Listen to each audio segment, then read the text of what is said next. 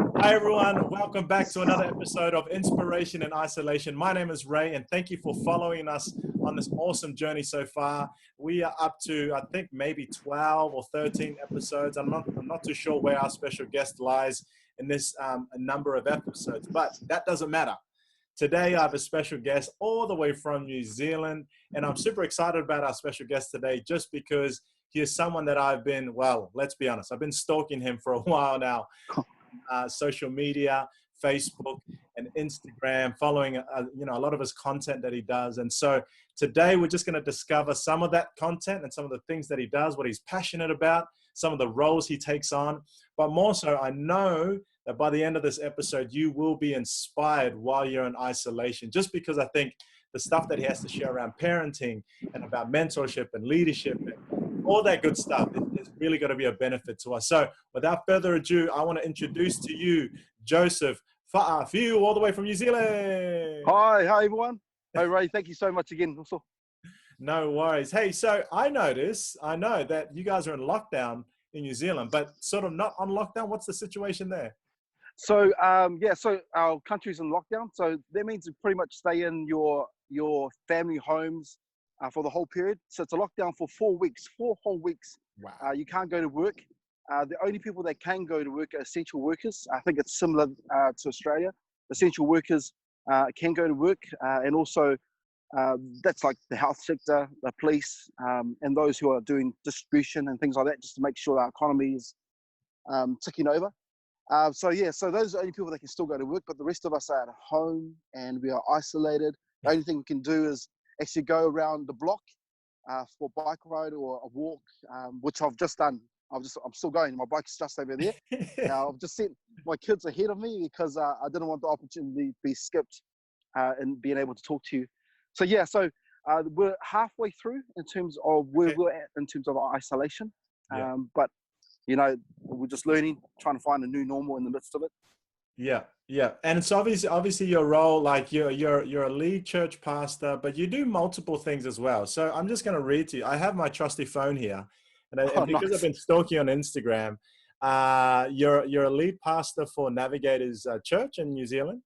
And we're going to touch on some of this. You're a founder of a few projects. You have a blog of raising boys. Obviously, you're a husband, and then you got a whole bunch of other stuff. Man, I mean, look, in lockdown, how do you continue to maintain a lot of the stuff that you're doing? A lot of that stuff is it just ticks over because a lot of the foundational work had been set before, and so it's really just empowering the people to actually continue on that work. And so we've got a whole group of other people around me that do that. The personal blog about raising boys is something I'm passionate about. Obviously, being a father of 6 boys. Whoa! 6 boys. So obviously, I don't know everything, but I've got some practical things I believe I can kind of assist other fathers have boys with. But the other stuff, leading the church, now that we have technology, we've been able to kind of communicate via Zoom, Google Hangouts, all that stuff, and also putting up podcasts and videos and that. So technology allows us to do a lot of the things that we can still do. But to be honest, at the end of the day, for me, the isolation has actually given me a lot more quality time with my boys and my wife. That's what I found. And so all the projects just continue on as they are. But they haven't been really my main focus at the moment. But I love doing them. But it's been great just being able, a blessing actually, to be able to have time with my wife and my boys. Yeah. So what's it like having 6 boys? Like, I'm sure your wife is like, I need a break. This isolation is doing my head in with these boys. Yeah, that's right. And that's why we went for a bike ride. Okay. So we went out just for a bike ride for an hour, just to get out of the house, also give my wife a break. Obviously, it's Good Friday here, so it's everyone's off the roads, so it's actually silent. It's quiet. Like if you look around, there's no one around. Only those who are exercising. But having 6 boys, you got to keep them going, ticking over, because their brains are like always wanting to do stuff. They're full of energy. Some more than others. But you just got to keep them active, and just keep that keep that consistency around that as well. And my wife is awesome at that because my wife loves her fitness and loves to do stuff for the boys. I'm gleaning off her, so I'm learning. Okay. And I'm actually on that journey as well. So it's been able to actually develop my own kind of sense of practical stuff with them so they can keep motivated in that. Yeah, what was the, explain to us the where the blog of being a dad and raising boys came from, because that's one of the projects that I was really interested in. I was like, man, it's very, very rare that for me, not that I try to look for it, Yeah. but obviously in your situation, perfect situation, 6 boys. Where did that come from, and what made you want to contribute into that space for dads? Yeah, I think it's obviously practically I'm a dad of now 6 boys. At the time when I started the blog, I was a father of 4.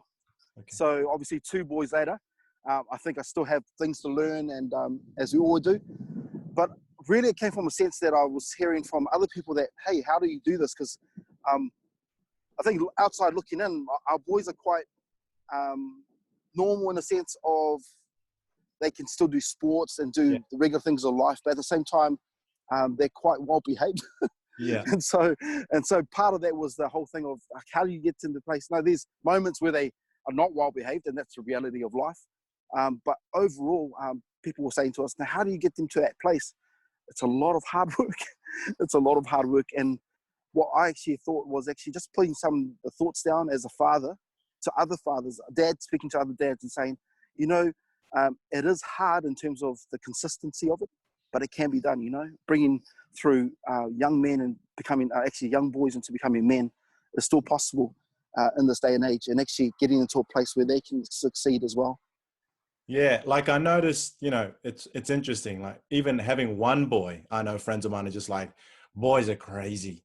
Like don't have boys. Like for me, I'm a dad girl, so I have 3 girls, and awesome. that's a whole nother realm in itself. But I'm just interested to know, like, for dads who have boys, like what's that like to have boys? Because I don't know what that's like. I have nephews, little cousins that I treat as if they were my sons. But there must be something cool about having sons, not just one, but 6 of them. Yeah. What's that feeling like of being able to mentor them through this whole COVID situation? I think just being practical with them. With boys, you have to be practical. What I've learned over this journey of fatherhood is that I've had to be patient. Patience is important, but also being practical with them. There's some practical things that I write in the blogs that, boys are boys. They're going to be rough. They're going to be wanting to be, they want to wrestle. They want to do all that stuff, and you can't tame that. All you can do is actually direct it. And that's at the end of the day, you're not there trying to tame that energy. You're actually trying to direct it so it actually can be used for other things. And so I've read a lot of books over the years, but also what I found with my boys is that they're all very different, and discovering who they are and discovering what kind of personality type they are actually enables you to actually father better. And so, it's crazy because obviously 6 boys, 6 personalities, all very different. Like if you meet my boys, you're going, are they brothers? Like honestly. And I think from look, because some of them are similar in look, but then at some points you go, are these guys actually brothers? Because they're actually very different in personality.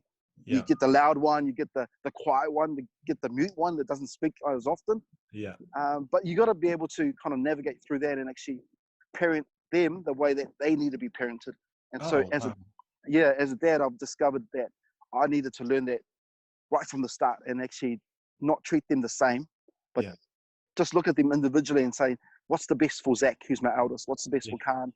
What's the best for my youngest, Caleb? What's the best for Mike and my middle child? So I'm one of the middle child. So so it's discovering that, and it's a journey. It is a journey, and you feel like you never arrive, and that's the awesome thing about parenting. You never arrive. Speak into that about not arriving, because obviously people are thinking at some point it's gonna make sense, but you're saying it like you never really arrive. I guess you arrive to a moment, and then what happens after that? And I think you got to look at it as a chapter. You move to one chapter, and then you turn the page, and there's another chapter, and that's the way I view this. My kids became teenagers. I got 2 teenagers. Once you get into teenager zone, it's a different realm, man. But what I've discovered is that I couldn't treat them as kids anymore, as children. They actually, I had to look at them as young adults and actually develop a sense of being able to communicate with them differently, but also, allowing them space to speak into stuff as well, because they actually had to have a sense of ownership and responsibility. But in terms of never arriving, man, you never arrive, man, because honestly, my boys are always going to be my boys. Yeah. Even when I'm 82 or 91, when I'm older, my boys will always be my boys, and they're always going to come around and ask for money. Yeah. I just have a feeling, or advice, you know, which is what I hope for, is that they come around and ask for advice.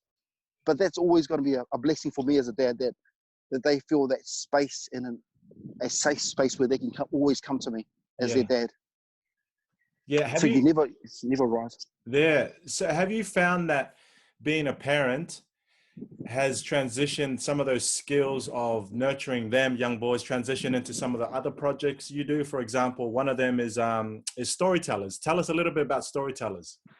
Yeah, so storytellers is birthed out of our local church. So pretty much give voice back to our youth around being able to speak into certain social issues in our community. And so it became the national competition for public speaking in our country. So we're going into our 4th year this year. Okay. And we've had some amazing results in terms of the young people who have won or been placed in those finals go on and actually do some incredible things. One of the winner from last year is now going to the UN, being able to be speaking into the youth forum about a few things. So it's just giving them a platform, because what we found is that, you know, we wait until our youth get to a certain age and then we allow them to speak. Right. And we go, oh, you're not old enough, you're not old enough, you don't have much to say. But in actual fact, some of these, lots of these young people have some quality and wisdom they can actually add to conversations.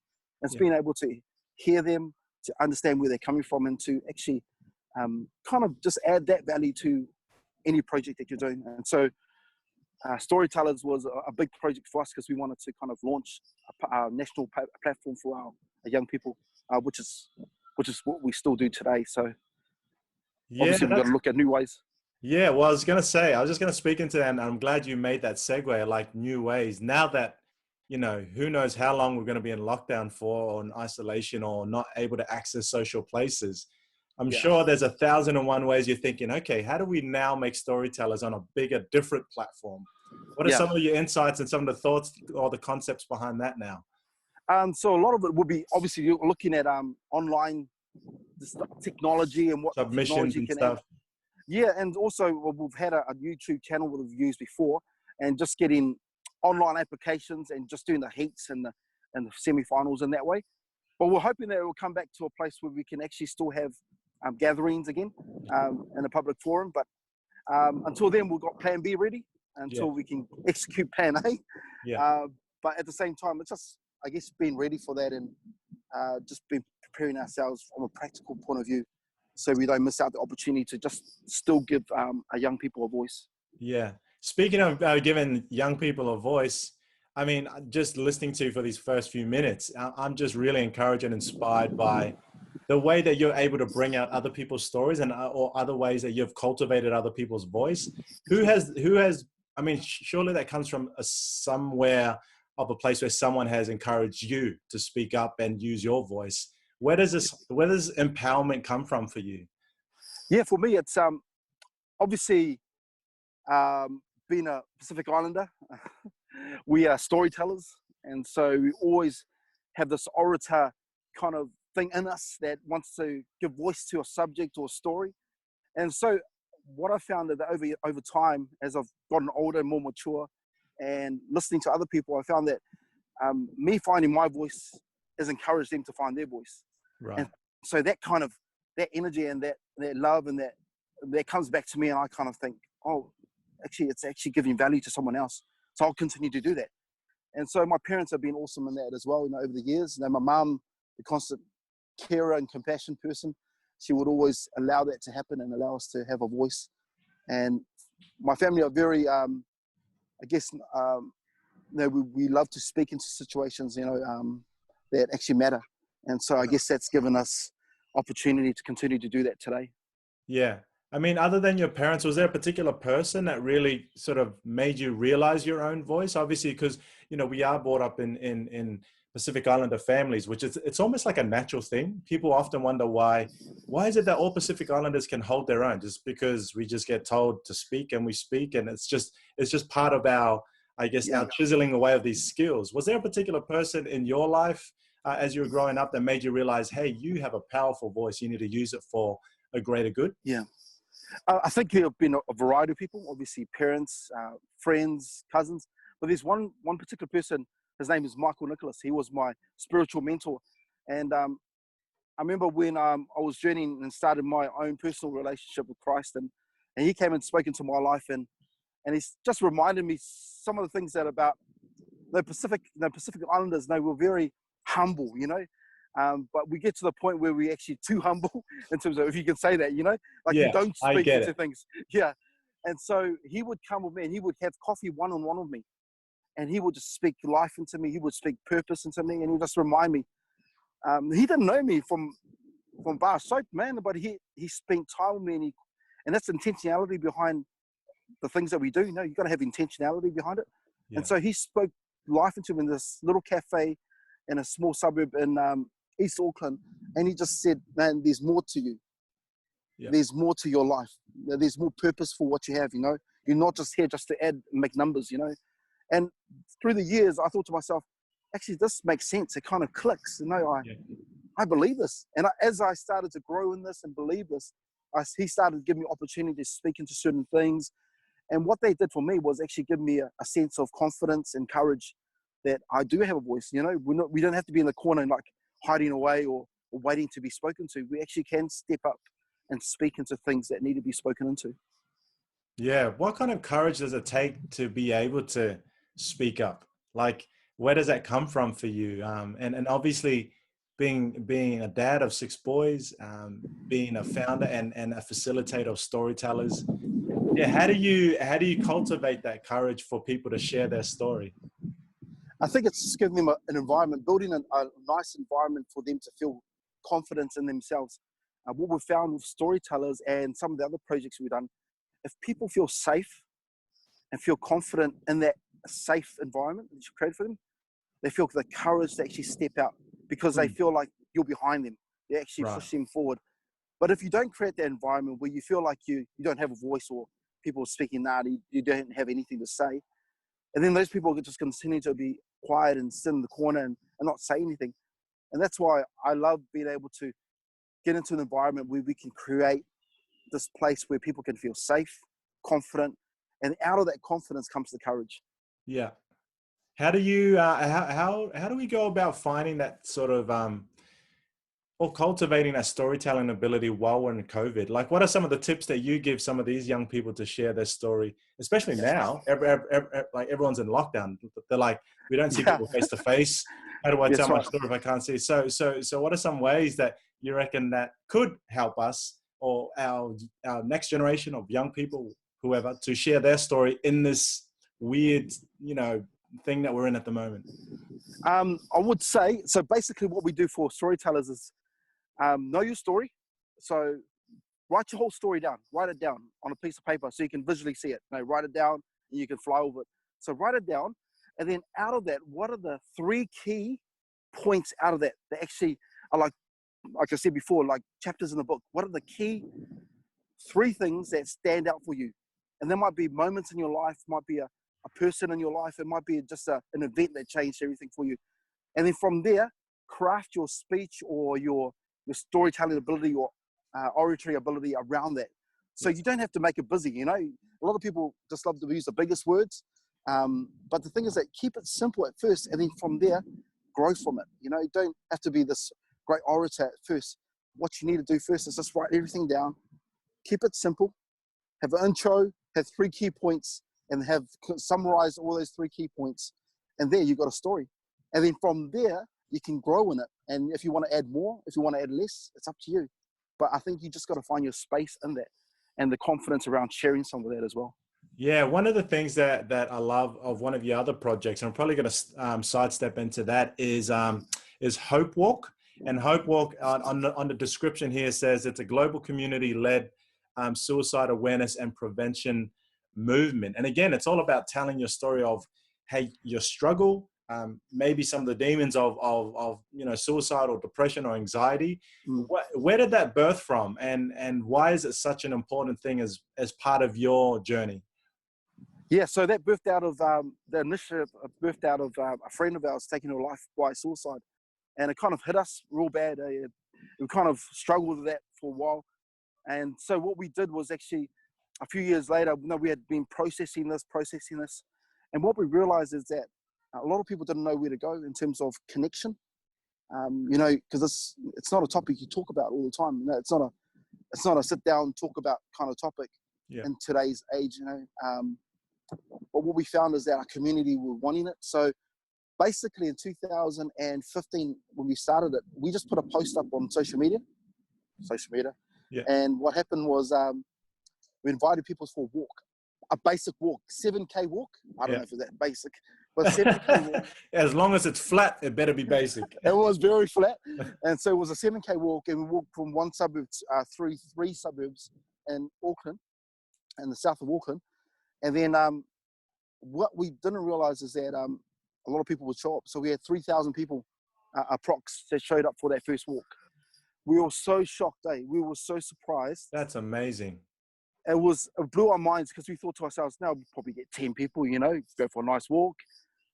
But then people started to add themselves and share the page and share the event. And then when we got a month out, we realized there's over 2,000 people coming to this walk. Oh my word. So we had to run around, do the logistics and all that stuff, get the police involved. So we had traffic management, all that stuff, because we didn't want to actually be in a place where we weren't ready. And so it was crazy, yeah. And all these people, all 3,000 people were touched by suicide in some way. Wow.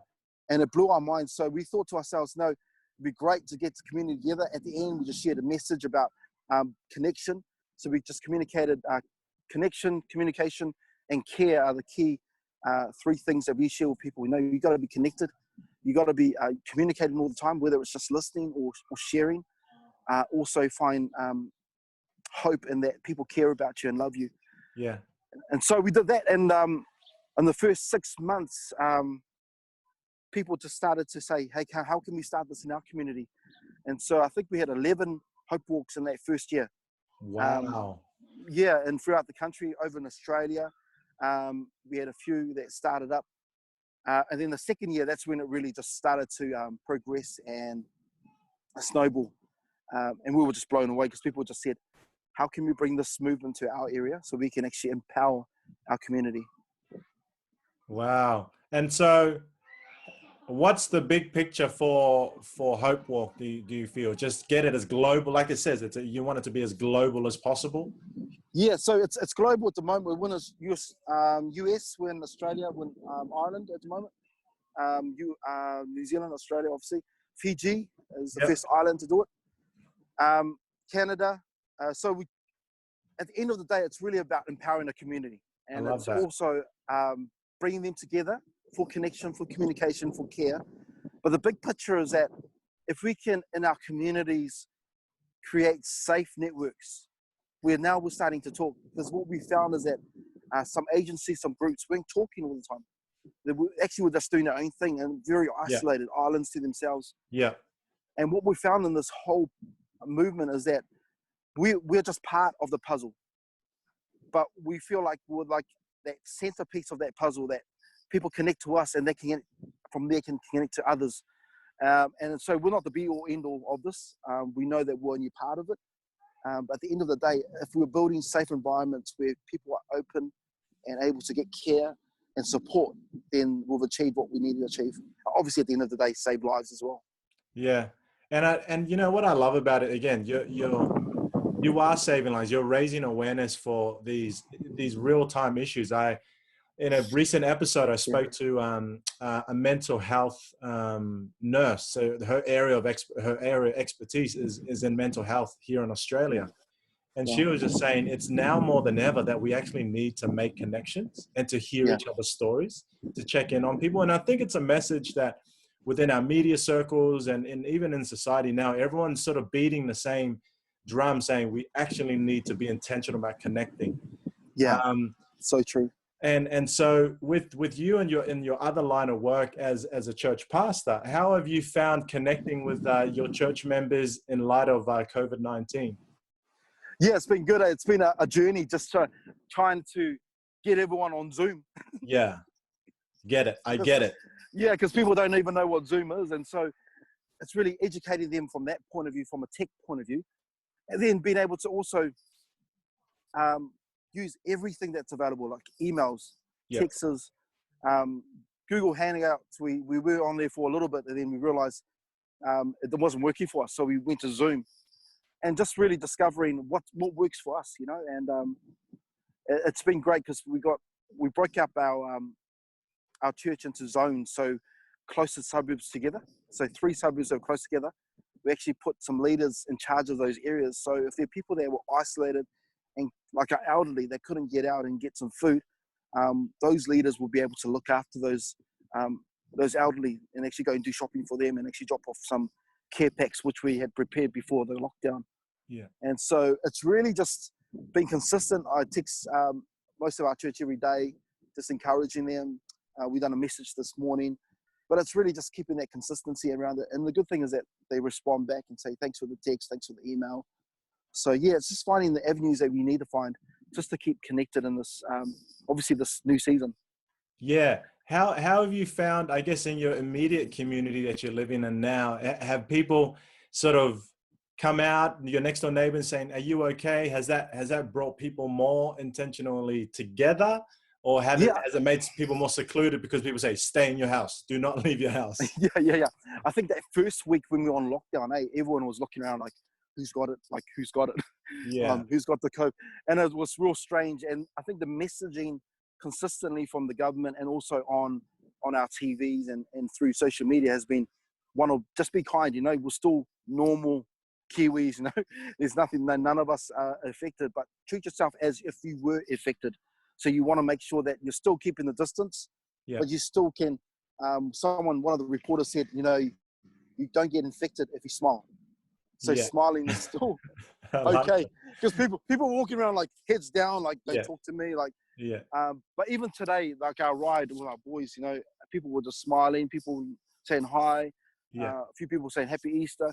So that's great because people are now starting to be aware that, hey, you know, we have got some containment around it, but also we can still be normal and still say hi and to people around us. Yeah, well, it's interesting because sort of my morning routine is I wake up pretty much at the crack of dawn and I walk. And I was saying to my wife the other day, and I think she echoed something that she saw on the news here. She says, now that we've been told to stay in, more people are wanting to come out and exercise and walk.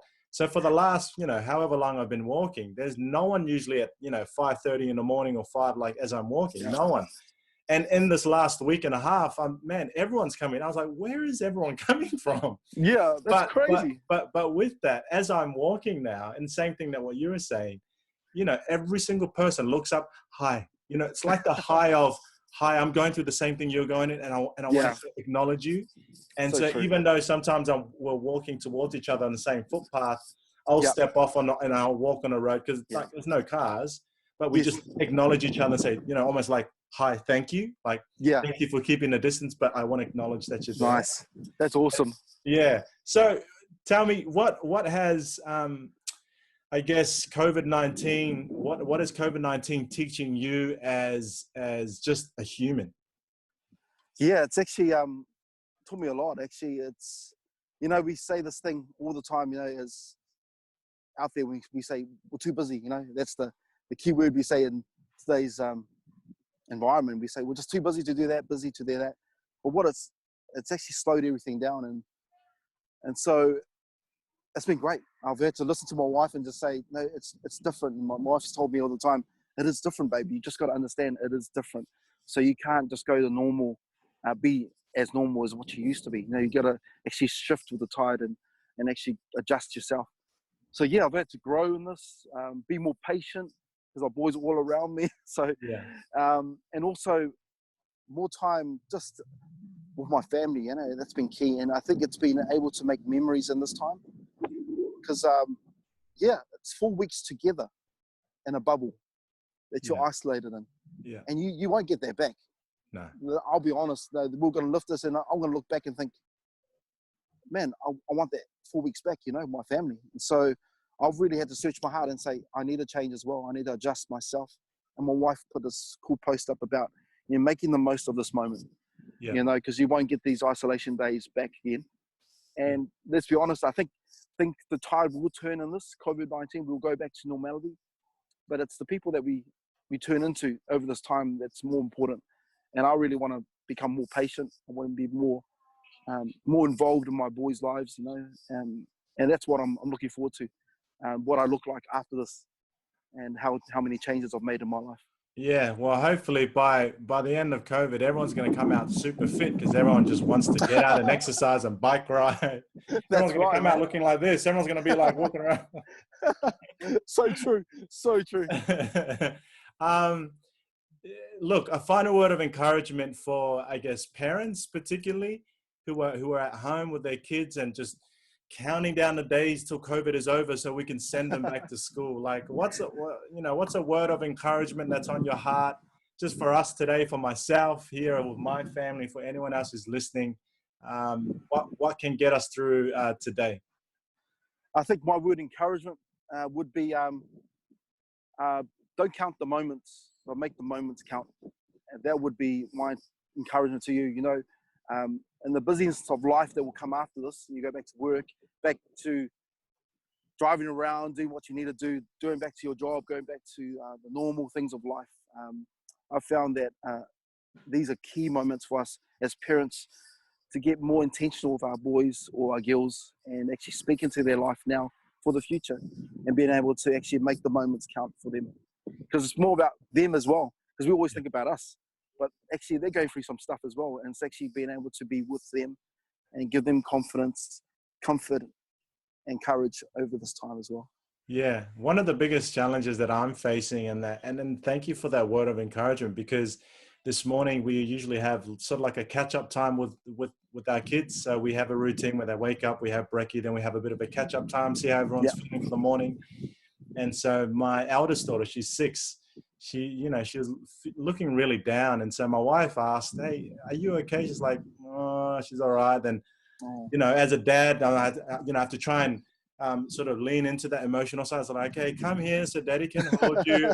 The deep part of me is like, "Oh, you'll be right. Let's just go out and play sport. We'll be fine." But I had to coerce her. "Okay, come, daddy. Sit on daddy's lap." And I had to say, "Hey, looks like something's bothering you." And she just said, "Oh, I just don't want any of our family to get sick." Yeah. Wow. And so that moment right then and there, like my wife and I looked at each other, we almost felt like we wanted to cry. We're like, yeah, okay, but for her, the sincerity of she really loves her family. Yeah. She doesn't want any of us to get sick. Like, those are the moments that this morning, I'm like, that's locked away forever. Yeah, like, so true. My daughter loves her family so much that just the thought of us being sick by COVID or any sort of illness is really going to throw her whole world. And I'm just going to make the most of that for today and for tomorrow as well. So I really appreciate what you shared. And I know many others as well. Thanks, Ray. Joseph, if people want to be in contact with you, I know you're in New Zealand, but they can connect with you on social media. And even follow you. Where can they find you? What are some of your contact details? So all my social media stuff is pretty basic. It's just Jospeh Afiu, FAAFIU, and so I use that all the time for everything. So my Facebook page, Instagram, and Twitter, all the same. I just keep it simple. So if you want to contact me, just use any of those social media platforms, and we'll go from there. Awesome. Well, thank you again, Joseph. Really appreciate your time. Thank you for pausing your bike ride so you can just talk to us this morning. No problem. I'll let you it's ready continue. to go. That's right. But again, thank you for inspiring us while we're in isolation. And again, get in contact with Joseph. Even just follow some of the projects he does. You never know. You may be inspired to do your own hope walk in whatever community you're in, telling your story, following the dad blog. Man, you're just a multifaceted person. I just love that you're making the most out of every moment that you have in life. So thank you again, Joseph. Thank you. Blessings to you, bro. And we'll catch up soon. Sounds good. Thank you so much. Bye. Appreciate it.